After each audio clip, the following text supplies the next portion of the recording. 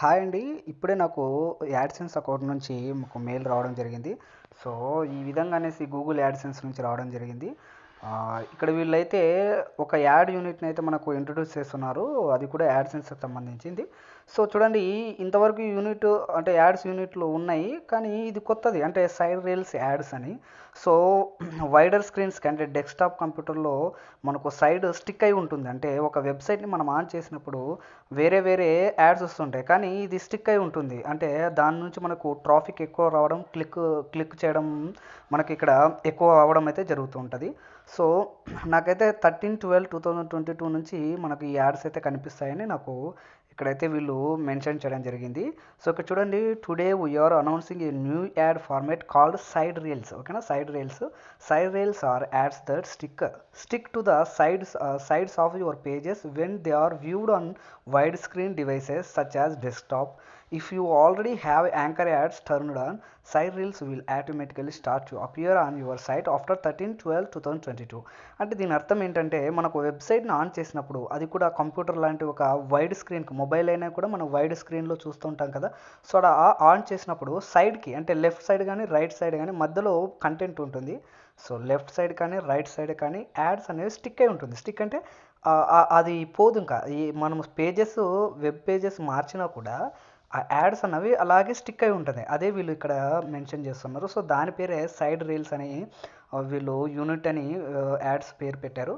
So what does this means for me అంటే from 13/12/2022 if you are using anchor ads, this ad format will start to appear on your sites on wider screens such as desktop devices ఇందాక చెప్పినట్టే.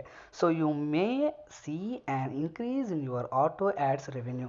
So దీని ద్వారా మీకు revenue పెరగడం అయితే జరుగుతుందని చెప్తారు. ఓకేనా, క్లిక్స్ రావడం జర.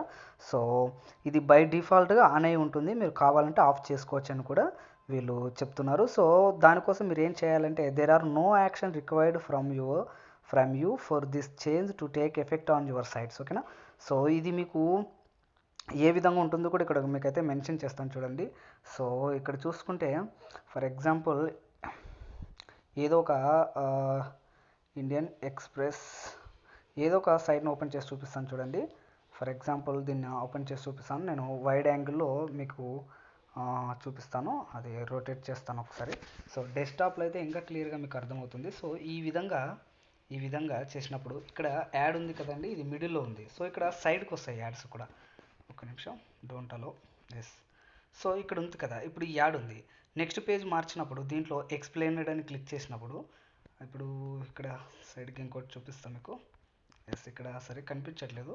ఈ యాడ్ అన్నది ఇప్పుడు మధ్యలో ఉన్న యాడ్ అన్నది రైట్ సైడ్ కానీ లెఫ్ట్ సైడ్ కానీ ఇక్కడ ఎక్స్ప్లెయిన్డ్, ఇక్కడ పొలిటికల్ ప్లస్ ఇక్కడ హెల్త్ ఉన్నాయి కదా, ఇట్లా మార్చినా కూడా ఈ యాడ్ అనేది బై డిఫాల్ట్గా స్టిక్ అయి ఉంటుంది.